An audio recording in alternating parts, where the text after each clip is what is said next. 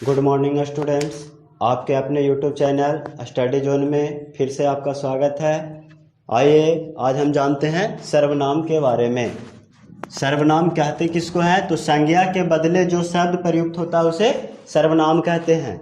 यानी संज्ञा के बदले में जो शब्द आता है उसको सर्वनाम कहते हैं। इसकी संख्या कितना है? तो 11 है। जानते हैं कौन कौन है? जैसे मैं, तू, आप, यह, वह, जो, सो, कोई, कुछ, कौन, क्या। कितना है? 11 है। 1 2 3 4 5 6 7 8 9 10 11। नोट में क्या दिया गया है कि सर्वनामों का प्रयोग वाक्यों को सुंदर तथा सुगठित बनाने के लिए किया जाता है। यानी सर्वनाम का प्रयोग वाक्य को सुंदर और शुद्ध करने के लिए किया जाता है। सर्वनाम के कितने भेद है? तो 6 भेद है। पहला है पुरुषवाचक सर्वनाम।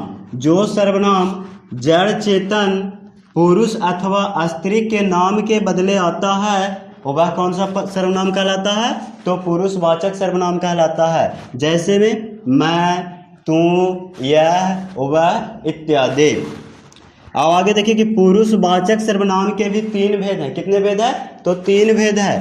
पहला है उत्तम पुरुष। तो उत्तम पुरुष कहते किसको है? तो बोलने अथवा लिखने वाले को उत्तम पुरुष कहते हैं। जैसे मैं बोल रहा हूँ तो मैं उत्तम पुरुष हूँ, मैं लिखूंगा तो उत्तम पुरुष हूँ।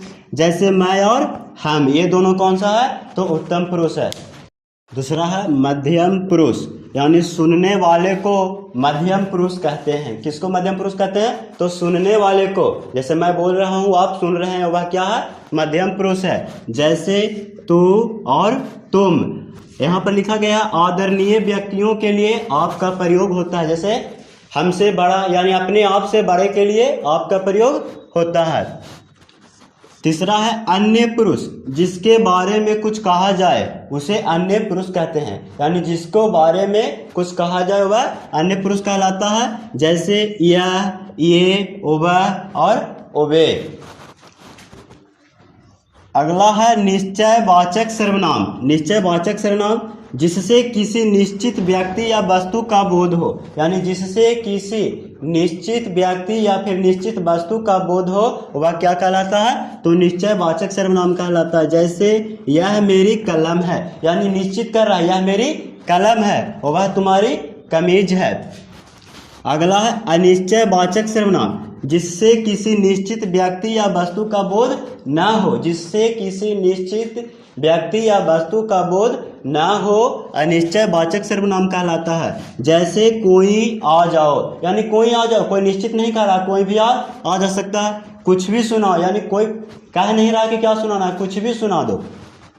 अगला है प्रश्नवाचक सर्वनाम जिससे प्रश्न का बोध हो। यानी जिसमें प्रश्न का बोध हो वह प्रश्नवाचक सर्वनाम कहलाता है। जैसे कौन जा रहा है। यहाँ पर कौन क्या है? तो प्रश्नवाचक है। आप क्या खाते हैं? तो क्या यहाँ पर क्या है? तो प्रश्नवाचक है।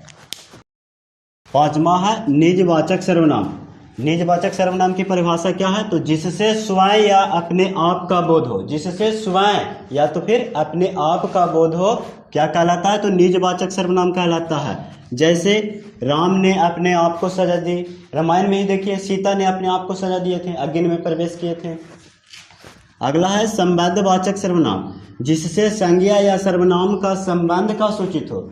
जिससे संज्ञा या सर्वनाम के संबंध का सूचित हो वह क्या कहलाता है? तो संबंधवाचक सर्वनाम कहलाता है। जैसे जो आएगा सो पाएगा। यानी जो आएगा जो पाएगा, जो आएगा नहीं करेगा वो क्या पाएगा? कुछ नहीं पाएगा। तो यहाँ पर जो क्या है? तो संबंध को दर्शा रहा है। जैसे कह रहा मोहन एक लड़का है जो वर्ग तीसरा में पढ़ता है। मोहन ही एक लड़का है जो तीसरा में पढ़ता है। उसी के बारे में बताया गया है जो कि किस में पढ़ता है? तो तीसरा में पढ़ता है। यानी एक ही व्यक्ति है, उसके संबंध के बारे में दर्शाया जाता है। आगे है कारक और वचन के कारण सर्वनाम में रूपांतरण।